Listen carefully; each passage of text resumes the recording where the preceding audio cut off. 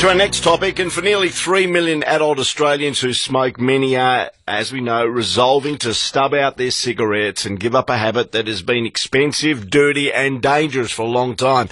And I'm wondering how some of those people are faring day 5 into the brand new year. And, of course, if the New Year's resolution was that I'm going to give up smoking, I wonder if some are still hanging in there after going cold turkey. But for the past decade, there has been a new alternative, nicotine-containing e-cigarettes.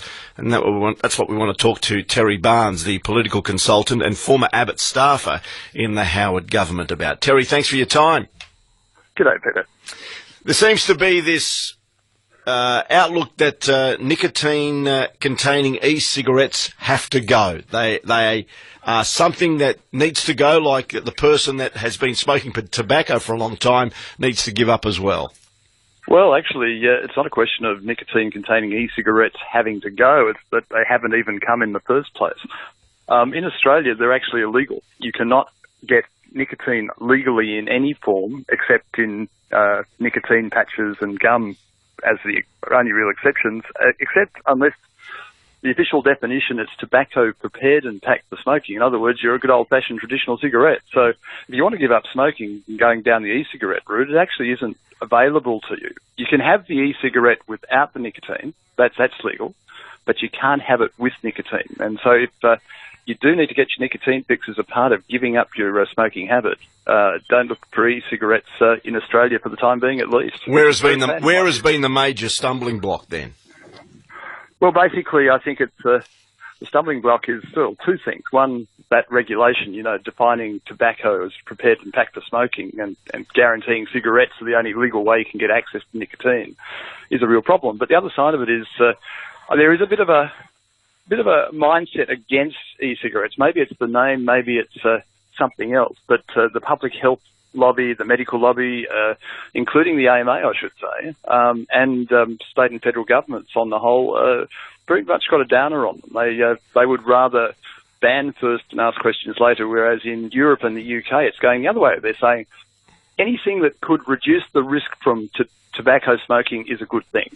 If people can get their nicotine fixed by a safer way, we're prepared to support it. That's the way it happens over there. Over here, it's basically saying, no, we don't trust it. It's dangerous. We're going to ban it. So have we got our head in the sand when you look at nations like the United Kingdom who recognise that e-cigarettes' harm-reducing potential is quite significant? Well, that's right. The English public health body, Public Health England, did a comprehensive report which came out last August, which concluded on the back of the evidence it reviewed that e-cigarettes are up to 95% safer than traditional, combustible tobacco cigarettes. So, and basically in England, the National Health Service, their equivalent of Medicare, is actually now putting e-cigarettes on prescription. That's been announced this week. And David Cameron, the British Prime Minister, told his Parliament a couple of weeks ago that these are things that we have to try if we're going to get rid of the scourge of smoking forever. So in Australia, though, it's back to front. We're basically saying, no, we don't want to know about it because it's going to undermine everything that we've done to stop smoking over the last 30 years, which, in my view, is rubbish. But that's the way the debate's going. Yeah, and the AMA, I know, has called on federal and state governments to take a common, tough stand against e-cigarettes. But isn't harm reduction a good policy? And if it's worked overseas, I can't see where the stumbling block here is in Australia, a very advanced and very intellectually intelligent country.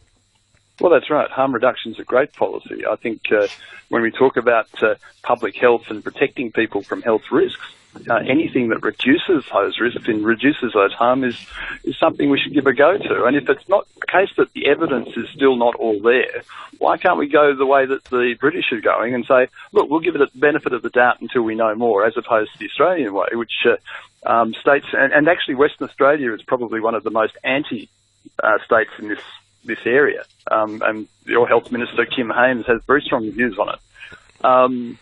But if we could go and say, look, we'll give it the benefit of the doubt too, but nothing is free of risk. Nobody is saying that. But to actually sort of have something there that's new and innovative, but simply because it's new and innovative, people don't trust it, I think is the wrong way to go about this.